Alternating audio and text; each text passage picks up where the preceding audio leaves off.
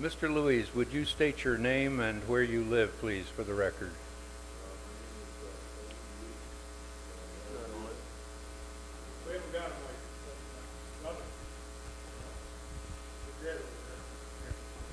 Well, here, I'll tell you what. I can stand right here. Name is Tony Luiz, L-U-I-Z, and I'm from the Monterey Bay area. Mr. Luiz, you're not in business right now, is that right?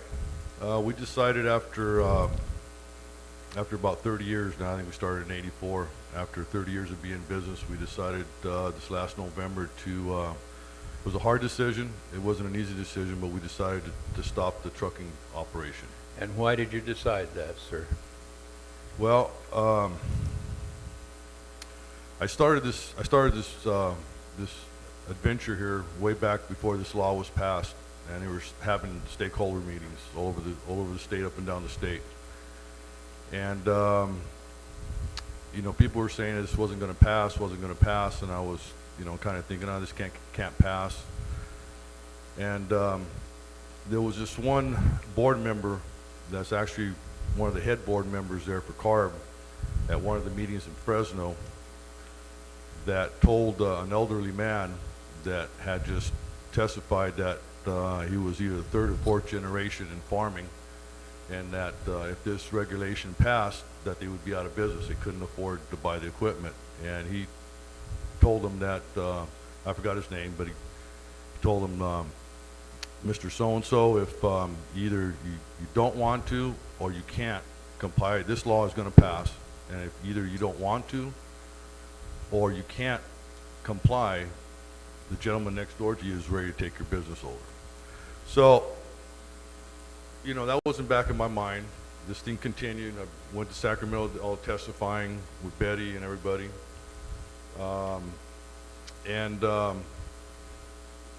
It just wasn't going good. And so I decided, we used to run anywhere from 18 to 20 trucks a day. And we did ag, and we did construction stuff. And we also sell materials to the ag community, soil amendments. And you know, we had spreaders, we'd apply it on the fields, we hauled it in, we mixed it, we did all this different stuff. And you know, me and my wife, we worked 7 days a week. Immigrated to this country when I was 5.5 years old from Portugal. And we started off with a 1956 truck, and we built our fleet up, and we were doing pretty good. And then this stuff started coming down the line. You know, and I did a bunch of research, and you know, I had the one gentleman up here that had the grant, you know, from the local Air Resources Board, and you know, you take one of those grants, and you're signing a contract, and that contract states that you have to run X amount of miles in that air district, and they'll give you a grant, but they audit you every year. If you don't run those miles, they fine you. If you sell that truck and it goes out of the air district that you got the funding for, they fine you. So even if you comply with all that, you know, and you stay in the deal and all, you know, you stay in your air district, and you know, you're okay that way, you end up getting a 1099 for the grant. So, you know, at the deal, so now you got to pay taxes on the grant that they're granting you, and then you got to follow these regulations. So I weighed that. I weighed the economy, you know, and I penciled it out. I'd have to, you know, go over, you know, I'm 58 years old, going on 59. I'd have to spend over a little over $1 million just to stay in business. You know, I've been doing this since '84. You know, my equipment, you know, I sold some of it, but, you know, it's really not worth anything because of what some of the other speakers said. So I weighed, at my age, you know, do I go back into debt? You know, I have to, you know, we're in the construction and ag stuff, so, you know, we have a bunch of different influences that we don't know, you know, if we're going to have work, if it's going to rain, you know, what the local government is going to do as far as funding for public projects. You know, the economy can go backwards again, and the private projects ain't there. You know, if everything goes right, you know, and everything, nobody busts anything, my drivers, you know, and I can stick it out for 6-7 years, maybe I can pay this off. But then I started thinking, you know, I'm 58, going on 59. You know, why am I going to risk everything that I've worked for all this time? So, you know, then I started thinking about, you know, the last meeting I went to CARB, you know, I asked, you know, I went up, me and Mary Nichols doesn't get along, but I asked her, I says, you know, is this thing DOT approved? And she says, well, I don't know, ask staff. I said, well, I did ask staff, and staff doesn't know. And I said, so I'm asking you, you're the board members, you guys passed this legislation, is this DOT approved? Because I can't put nothing on my truck that's not DOT approved. If I put something on my truck and it fails and it's not DOT approved, I have a liability case on my hands. Can't even put a light, you can't even put a red reflector, a tail light, anything that's not DOT approved. She says, I don't know, but it must be because we passed the regulation. So, you know, until this day, okay, till this day, I haven't had one person, and I've asked everybody. I've asked CARB, I've asked CHP, I've looked on the internet, I've asked everybody. Nobody has told me if this thing is DOT approved. So, you know, I also thought this out. Okay, so I put this filter on my truck. There's no safety testing on this thing that I could ever figure out. So where do you put it on a truck? You know, my background before I got in the trucking business is I was a mechanic. And then I was an electrical mechanical for a big electronics company in our area. And I did a lot of R&D. So, you know, we always thought out things. Okay, if we do this, we do that, what's going to happen, all this stuff. You know, all these trucks, they're all set up different. You can have a Peterbilt. The gentleman who's just up here set up for cattle, his truck could be set up different. Fuel tank could be in one area. Then another truck, the airlines can be in one area, different than another Peterbilt. They're using polyurethane airlines now instead of the other stuff. So these heaters, these filters get hot enough to where they can melt them. So I'm thinking, okay, so if I put a retrofit thing on this thing, and I have one of my drivers, okay, going down the road, like we had here last year, I had a driver come down Highway 17, hit 9 cars, killed one, injured I don't know how many, with no brakes. So let's just say it's one of my trucks, and something like that happens. It doesn't start a fire, but it burns some air hose where you ain't got no brakes.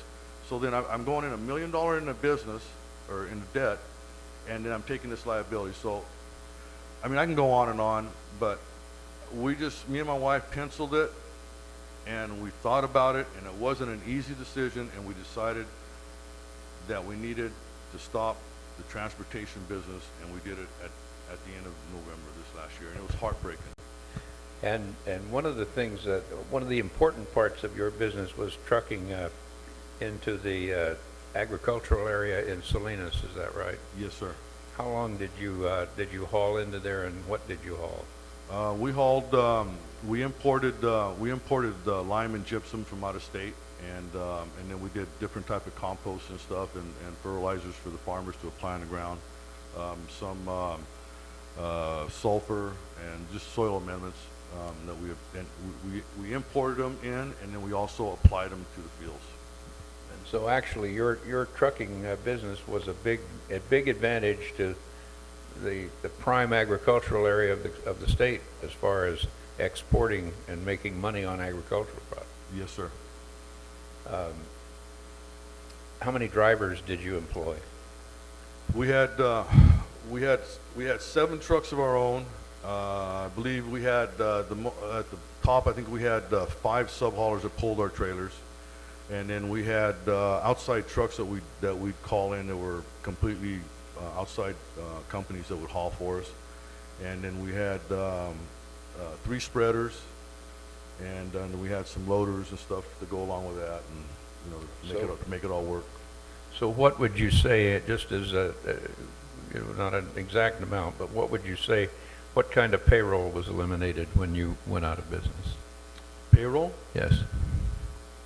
You know what, I can't tell you on payroll, but I can tell you that at one time we, I probably shouldn't say this, but I'm going to anyways. We grossed right around $1.5 million, Okay. And if we did our job right, we were able to keep about anywhere from 15 to 20% to invest back in the business. Okay. So the rest of that money would go back into fuel, parts, the wages. It would go back into the economy one way or another. Into the community economy. Into the community economy. Okay. That's correct. All right. Any questions of Mr. Luiz by members of the board? And one last thing, you said that you figured it would cost you about $1.5 million just or $1 million? No, about $1 million. I'd have to buy around 7 trucks to make it, and that's, you know, kind of a, because you have to have X amount. If you're an owner operator, it's easier to just run one truck. And when you start putting drivers out there, you have to add more trucks to do the volume to make it work. Okay. Any questions from the board? We don't have the mic, but I'll speak up. You mentioned the fourth generation rancher in Fresno area. Yes, sir. Told by somebody that if you don't want this, your next door neighbor is going to get it. Do you happen to remember the name of the board member who said that? Absolutely. Tony Brazil. Absolutely. Any other questions? Yes. You said that DOT approval. Just asking a question about that. Everything on a truck is DOT approved? Yes, sir. You can't replace a regular muffler on a truck. Has to be DOT approved. Where do they do the checking for that DOT? I have no idea, but you have to go through crash testing because, you know, okay, for a prime example, and I know some of you board members here are in city or county, and the cities and the county. I mean, everybody's had to retrofit or buy new equipment. Okay, a propane tank came to my house to deliver propane, and we started talking about this issue. And the driver was saying, yeah, can you believe it? They put that filter right next to the hose reel. I go, what? And I went over there and it was a foot away from the hose reel. So you're talking about a filter that's anywhere from, depending on what they run, anywhere from 1400 to 1800, 2000 degrees, however, how hot when it generates and all that, okay? And you got it next to a propane reel, okay? A garbage truck, okay? A garbage truck had the filter a foot away from the fuel tank. So, you know, all you need is a little side impact. A car come by or anything, you got fuel, that thing's hot, I mean, that thing's gonna go on, right? So, you know, all this stuff that's on trucks is supposed to be safety tested.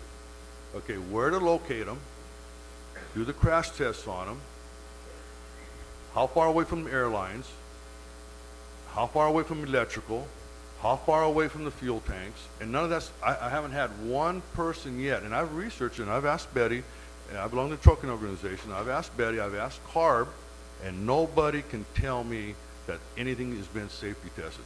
So the local jurisdictions that's putting these on these trucks could be looking at a liability. Because if one of my trucks going down the road, I install one of those filters on there, and that truck, something happens to it, starts a fire, kills somebody, whatever, a smart attorney, we're going to say, well, who told you to put that on there? Well, CARB did. Really? So was it safety tested? Well, I don't know. He checks it out, and it's not. CARB ain't going to stick up for it. You're going to be liable, because that's what my attorney told me. This CARB didn't say put it here. CARB just said put it on Exactly. Exactly. And not even, I can't even, honestly, to tell you the truth, even the new trucks that are coming out from the factory, nobody told me that Peterbilt or Kenworth or International, Volvo, or any of the manufacturers has gone through any safety checks on any safety procedure on any of that equipment.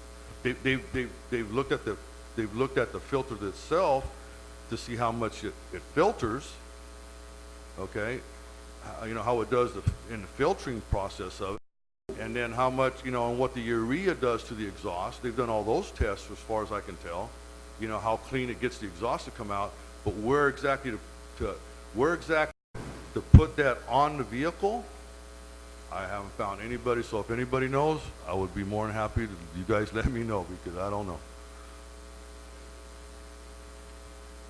Now that you're talking about liability with respect to this, do you know if it affects your warranty for the truck if you were to put these DPFs on there? You're going to increase back pressure on the engine by having the filter on it. Do you know if that, by doing so, if that affects your warranty? Or I'm sorry, I didn't. okay, you're putting this diesel particulate filter. Please speak up. Yep, sorry. You're going to put this diesel particulate filter on your exhaust drain. It's going to create back pressure on your engine as it becomes clogged with particulates. Do you know if that affects your warranty for your engine? Oh, absolutely. They won't. When you install a filter, if you're doing a retrofit, okay, the truck has to go in and it has to be metered. So they put a meter on there, and they check and see what kind of exhaust you're having out of there. Okay, because as your truck gets older, you're going to have more blow by, more wear. So you're gonna you're gonna have a dirtier exhaust coming out. So yeah. So if you install a filter on a truck that is not running optimal, or that is getting plugged up more, you're gonna have more back pressure. You're gonna lose turbos. You're gonna blow heads. All that kind of stuff. Yeah, absolutely. But your warranty won't cover those types of damages to your engine when you post installation of the particulate filter. If something screws up afterwards, once the particulate filter is installed, it's on you. Your warranty won't cover it. That's correct. Okay, that's correct. Yeah, that's correct. Any other questions?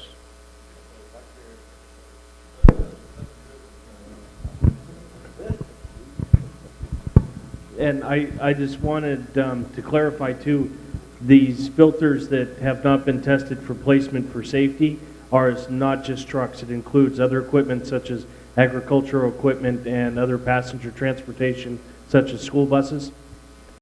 Yeah, I mean, there hasn't been any safety testing on anything that I could find out. On school buses, on anything. There hasn't, not one, nobody's. And like I said, I've checked around. Not one person has, or organization has come up with any documentation that they went through any safety testing on these filters. Thank you. Up there, okay.